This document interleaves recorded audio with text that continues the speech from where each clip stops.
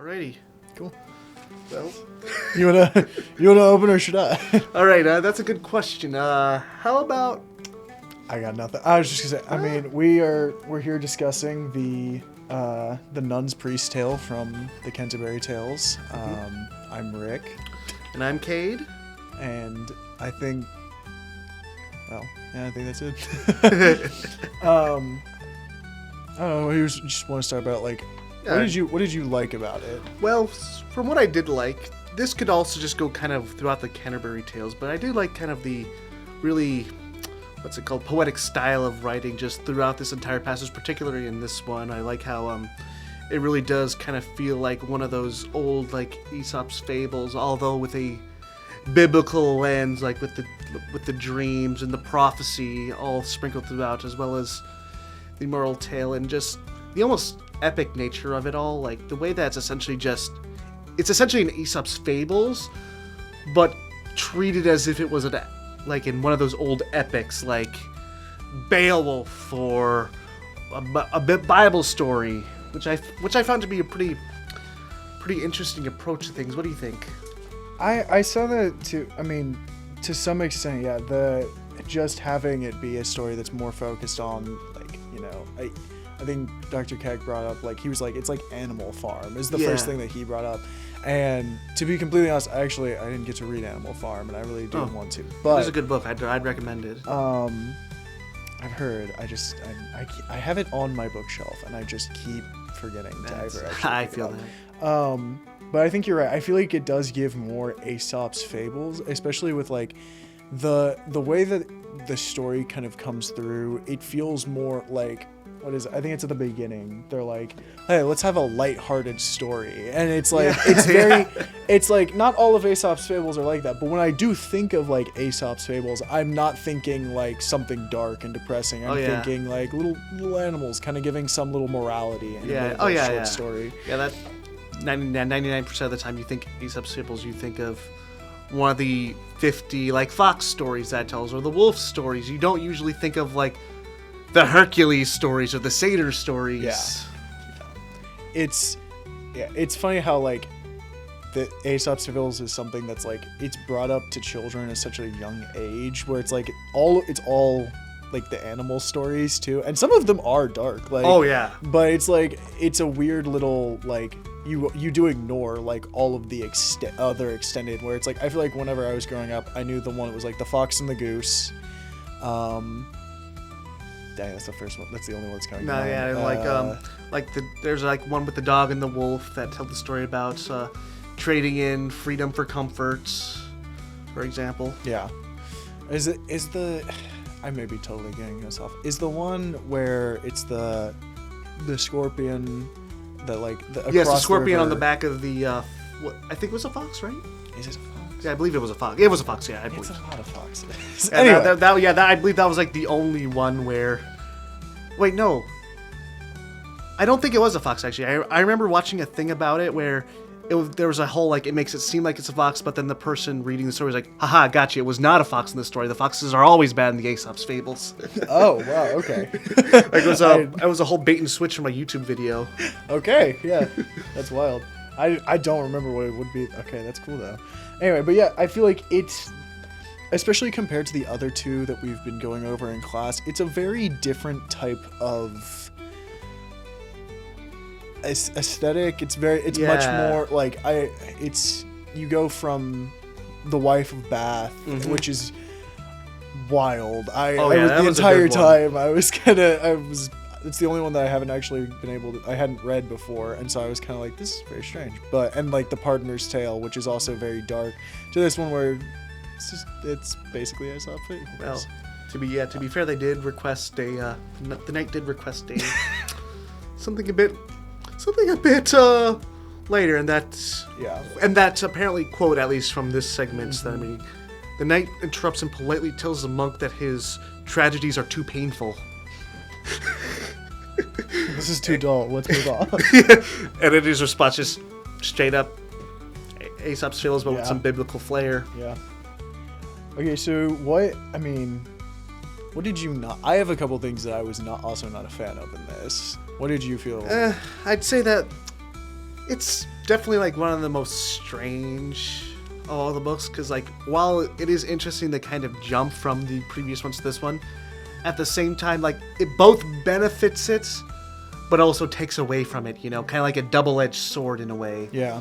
Just like on its own, like I can again, like on its own it feels like just an Aesop's fable, but the problem is like when you put it next to the other stories, it really does to kind of take away from it, at least in my eyes. That's fair. I get that too. I feel like the other two are so like heavy and very dense in what they're saying that this one does kind of feel like it kind of falls off a bit. Anything else? I mean, And I'd also like, again, I don't have a ton of complaints. I thought like it was just a fine story, but that's also just about it. It was definitely the most kind of just fine, nothing like too crazy, at least comes to mind, that can't be explained, but at least that's my end of things. What about you? this may just be a general like for all stories, honestly. But I do feel like I don't know what it really was. I had a really hard time reading this. Not like I wasn't interested or anything. Like I just could not read several parts of it. Oh, where yeah. I was like really struggling to understand what was happening. And like it's got like the little like Thing on the help side, but words. yeah. I never feel like I have to use those. Yeah. But for some reason with this story, I was kind of going back. Oh and yeah, forth. like interesting. Yeah, I honestly I feel like I was pretty similar in those struggles. Like I do feel like the other ones were, even though it is in the very very interesting Middle English style of writing, but also the fact that like I did feel like despite that, I could like read like 85% of it and be fine with the other ones. But while this one felt more like a 75% in a weird way, and I also couldn't really get like why that was. Like I was like, this feels harder to read than it should. So the way that I read a lot of the time is if I like, it does depend on like the grammar and the style of the writer. There's a moment, especially with like stories or something, where I feel like you're no longer reading, as you're just kind of seeing what's going on as you kind of go throughout the book. And so like this is a little more of a hot take, like Beowulf, I don't know what it was, but when we read Beowulf, I had no trouble understanding, going through, understanding everything that was happening. This one, I couldn't even, like, I had having to do the thing where I'd read like half a page and be like, I read something wrong, because there's no way. And like I found myself like going to like summaries to be like, did I understand everything right that happened? From the first read through, all I could really say was I knew that there was like I could kind of get a basic understanding of the setting and the characters and how the fox and Chanticleer Chanticleer. interact, and then I had to go back to see like, okay, what was I supposed to like gain from this? What was I supposed to feel and kind of get an understanding of? So that was my biggest complaint, was I had a hard time reading. Yeah. I do wonder if it's also because of like the shift from all the other previous stories was like a human focused one, like in either medieval times or Arthurian legends, which even though those are supposed to be more technically ancient stories, still carries the modern medieval times kind of feel to this. While this one, again, like there are basically no important humans in this. It's just the farm animals and the fox. Yeah, I think it would be that would be something that would be really interesting if it was intentionally written differently. Yeah, like because of the type of story that it was. Yeah, I do genuinely wonder if like this was Chaucer's way of kind of trying to experiment versus his other styles, and seeing how that turns out. At least that's a possible theory that like you like highlighting this made me think. Yeah. I think it's interesting, like we were talking about how we've been going over Gawain, the Green Knight, and the Wife of Bath, and it's these tales about like chivalry and courtly love and all that. And this, like, thing about this, where it's like, again, we've been talking about, it's Aesop's Fables, essentially. It's would actually make me a lot more interested if there was something, if I was told or read something else where it was like, this was intentionally done differently because it's so different to these stories where it's very, very serious, very like chivalrous, courtly love, where it's like we this is something, a tragic tale about this night or something like that. Yeah, like I could like if it was like meant to be a more Chaucer essentially trying to experiment more, like I could respect that a lot, because like I remember when I would write, like I also would experiment with some of my writings. Like one of the stories I submitted was like in a very different writing style, kind of more like this actually. Like because another thing that I noticed was, like compared to other stories we read, this was like more obviously like poetic with the way it rhymes at the end of everything. Like of red beasties that a will him bite, of contact and of whelps great and light, right as the humour of the Malcolm pie causeth full many a man to sleep and cry. Like stuff like that, just the constant rhyming scheme. Like I would also experiment and try stuff out like that. So again, like I said, if this series is correct, I'd honestly respect it a bit that he at least tried to do something different. Mm-hmm. Even if not everybody likes it. Yeah. All right, so we talked a lot about, should we like go through it, or not like not read it obviously, but like walk through it, kind of like walk through the plot of it. Yeah, I think that's a good idea. Okay. I mean, you want to start or? I'd say you start. Okay. Because like I only read through it. I didn't think about like actually looking up summaries. I just tried to kind of put together myself. So you probably have like.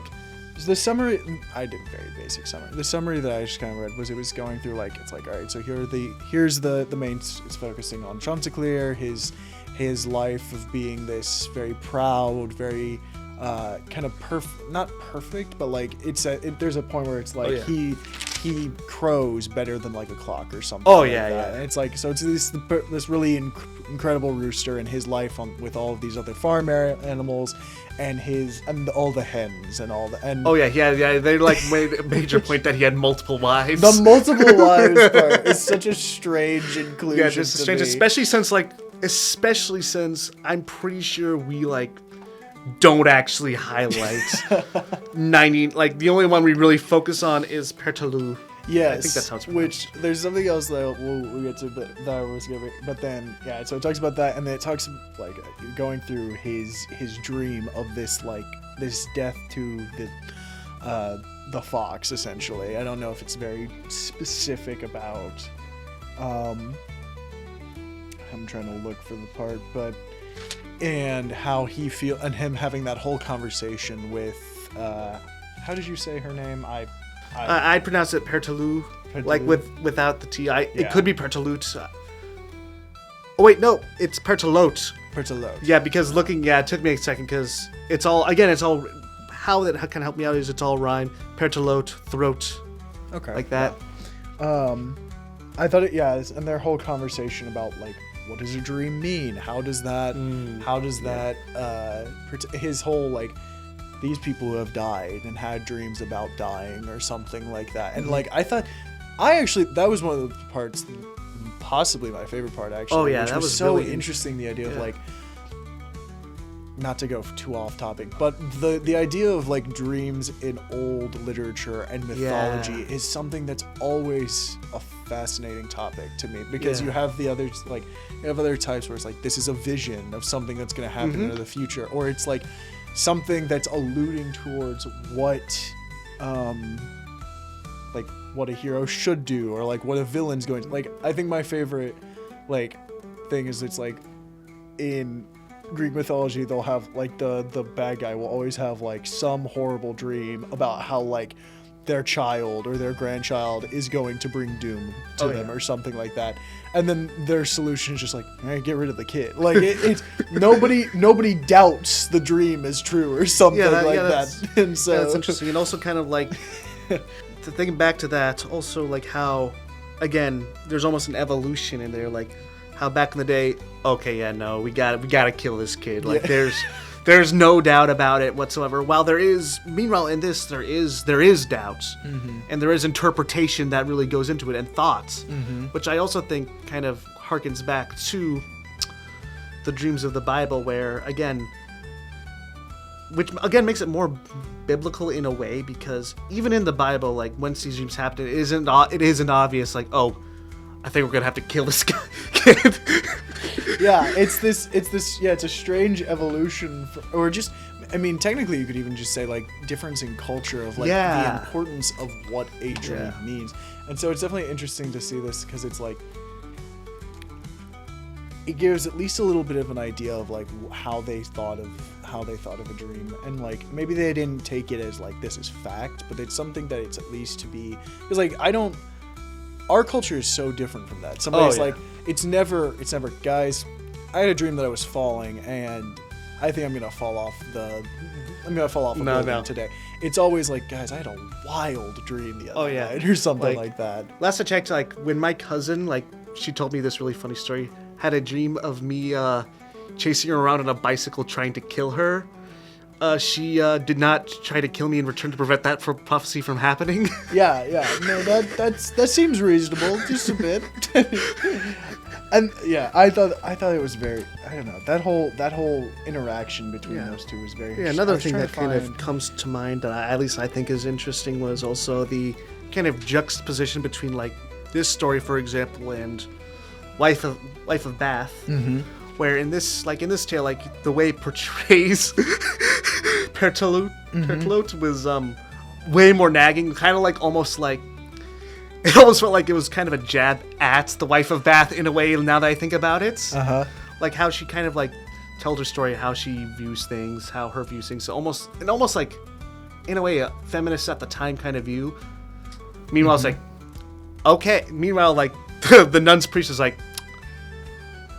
okay, well, you say that. Now here's what you sound like. Almost. At least that's what it says to me. I hadn't thought of that. Yeah. It's an interesting. Well, because I will say, like, she is nagging, but there are parts of it where it's like he says, Madame Berthelot, so I have bliss of Uthing God hath sent me large grace. For when page 351, bottom. For when I see the beauty of your face, like he is still praising. There's still love. her. Yeah, there's still praise going there. I guess because I was kind of coming into it already knowing a bit, like this is going to be kind of like Animal Farm, Aesop's Fable. That was not something I was expecting as much. Me neither. Yeah, there is. Even though we do keep saying it is basically Aesop's Fables and Animal Farm, I do find it interesting how we like. By all accounts, the whole dream segment like is to the greater narrative is not as impactful, because either way he does end up, again, the story does continue, he does end up meeting the fox and the whole story of flattery. But what I find interesting is if this was an Aesop's Fables, I'm pretty sure it would like maybe start with the introduction of Chanticleer, but then skip right to the just meeting with the fox. Yeah. Like that whole dream segment, that whole meeting, like, again, if this wasn't Aesop's Fables, that part would be completely cut out. While there's a great attention to detail put into it, great thought put into it. The meeting, even though, despite maybe its impact in the narrative, which I found pretty interesting and kind of reflexive of the time and how, again, yes, there is Aesop's Fables inspiration here, but at the same time, the biblical side of things, which we see with the dream. At least that's an interesting thought I had. What do you think? I have some thoughts about the biblical stuff, but I figured we'd get through the rest of the story. No, yeah, and then true. we'll talk more You're about right. We got the sidetracked there. No, I think it's great. I'm excited to talk about it because of some stuff that I read. I'm interested, but yeah, you were just talking about like getting to the part with the whole interaction with the fox. I think it's really interesting because, again, we keep coming back to this. Aesop's Fables, the fox is set up as always like the smartest, like kind of the smartest animal in the room or whatever. Yeah. And so the whole ending where he essentially, it's tricking him with his own game. Yeah. Is so funny because it's like, I feel like, I don't know why, in my interpretation in Aesop's Fables, the fox would just be like, no, that's dumb. The Aesop's Fables are like, that's stupid. No, I wouldn't do that. But it's such an interesting like twist to the end. It's just like it is. Yeah, fox the fox. Yeah, it's fool me once, shame on you. Fool me twice, shame on me. And so it's such a great little ending of just being like using the whole thing. Of course, is about flattery, using flattery and boastfulness to works both ways. It's like a double-edged sword. It works against and for whoever uses it.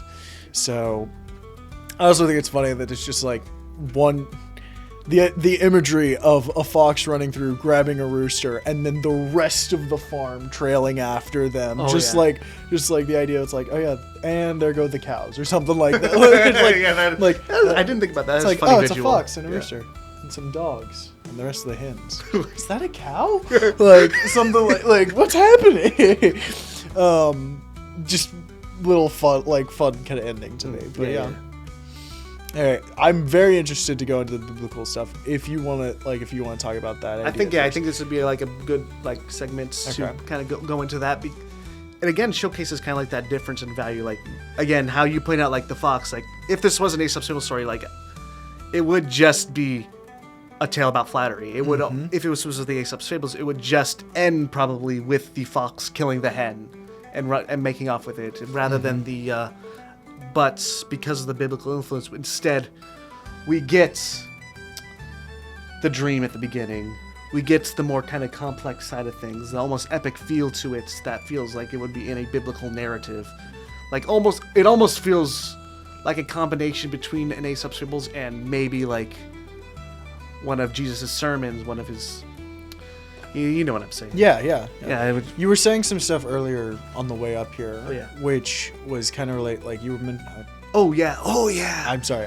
No, it's all. No, it's all I don't want to take because, away, but I was trying to figure out how to bring it back you're good. up. This is like a really interesting one I found as well. Back in the day, like the clergy spoke in Latin, the Bible's in Latin, and at the time, like those Aesop's Fable stories would not be like properly translated into English until I believe it was 1468 at the time, which is years after this, which was like mid 1300s, early 1400s was when Chaucer wrote this. So this would imply that potentially not only did Chaucer speak Latin, but it would also make sense for the nun's priest to be able to take inspiration from the Aesop's Fables, because it would still be in Latin at the time. And again, he's part of the clergy. He'd speak Latin, which means he'd be familiar with those stories. Yeah. Which again further kind of showcases that connection to the Aesop's Fables. And to that point as well, you're saying the Bible also being in Latin, like you're saying, it feels like a combination of the two. Yeah, the combination of the two to kind of like using his like kind of skills in Latin to be able to read both those and then be able to combine them in such an interesting way to make the story. I see that a lot, and I agree. I think, to play devil's advocate a bit, because I read one of the articles the main article I read, it was talking about how some of the critics, which I think is really funny to imagine that like they're people that really critique something this old. Yeah. Like I feel like everybody can have their opinion, but it's like the article is like some of the critics. I'm like, oh yeah, critics. Were saying, they were like, well, people are searching for the for essentially like the biblical meaning behind this story, and they were saying that like if you search for it, you're gonna find it. And I think that it's interesting because they were like, their idea was, they were saying something like, well, you can see like the story of the fall and resurrection in it, and I didn't really get that as much. I guess technically you could say like when Chanticleer is taken away and then like gets away and kind of like I guess in some regard it's like he beats death. He best. I thought that was a poor choice for them. Oh no, definitely. There are other things that. Yes, and like I sort of see what they mean, especially since like I pointed out, if this was a classic Aesop's Fables, the fox would have killed him at that point. Yeah. But it's not. So but to me it's just kind of painfully obvious that it's clearly more Old Testament focused in a way. Yeah. And so they were making that, and they were like, well, yeah, if you search for the biblical like meaning behind it, you're gonna find it. Which seemed like a really strange critique based off of what you were just saying. Chaucer, that was like the other tales, what he read, what he studied. Yes, he's gonna put some biblical meaning behind this. It's not going to be Like, all of the tales have something of that. It's not like people are just like, they're like, oh, well, this is a stretch because this, like, there are things that it's like, yeah, when you look back on old texts and you are trying to find a biblical meaning behind it, not every culture had experienced Christianity back then. Like, the whole thing with Beowulf, where it's like, praise be to God, like the very end of a very long stanza where God is not mentioned at all, and then it's like that is a stretch. That is something where it's like, okay, very obviously some Christian writer came along at the very end and was just like, and we're gonna tag this on here. Yeah, but then meanwhile you got Chaucer. Who was quite literally born and raised in this environment that is very Christian. Like, even like in other stories, like Sir Gawain in the Green Knight, like they're constantly attending mass, and like it's again showcasing the culture at the time as well, that it was written. Like it's not like a translation like Beowulf. Yes, it is a product of its time, which is why there are so many biblical themes in it. Which is such, I feel like a lot of like that's such a key point of like understanding how to read old literature, is saying, like, even with the Bible, honestly. Oh yeah. Like you have to understand the context and what it was written to understand the pure meaning of the text, which I feel like the Chaucer's Canterbury Tales is very clear what they're trying to say. Very clear. But I guess for some people they're still gonna say no, you're stretching, which I feel like is very strange. Yeah, no, that is that is not a hill to die on. It's I don't know. People make weird choices with that. Okay, this is a weird tangent, but it just came to mind. No, it's a good tangent. What do you think the point of? I think we talked a little bit in class, and I saw it in something I was reading. Multiple people point to the fact that not like the story. The story is called The Nun's Priest, but also the Nun's Priest, who is there, has traits and characteristics like mentioned, or like somebody, I think the host like points out that like he's similar to Chanticleer. Yeah. Looking what do you think the point of that was? I didn't really get it. I didn't understand. Well, saying that he's similar to Chanticleer might also point out kind of like, while there is some wisdom, like especially towards the end of the story with this character that he kind of gains over time, but there's also to be clever. Maybe we're just calling him a bit cocky. That's that could be a very good point. Coming to the same conclusion just now in my brain. We have The Pardoner's Tale, which is like very like not like in the same context.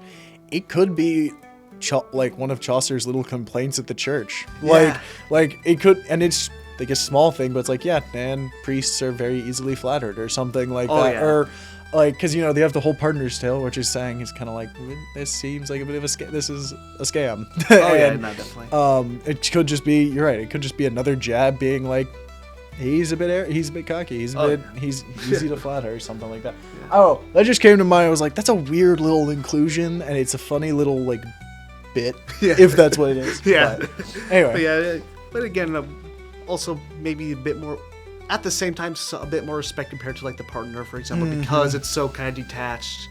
But at the same time, it's saying, still probably a better person, which is why it's so kind of like almost odd. And also, like, again, I could be a part of that whole experimentation theory that I kind of had. Yeah. Well, I feel like we covered a lot. Like, interpretations of others. I don't know. I think that, like, I got nothing. Yeah, I don't really have a ton to add unless we really want to get into the grammar of things. But the question is, I don't think we have the time to go into that. I already made my opinion known about some of the grammar. We could go way further into that. But all right, well, yeah, I think that's it.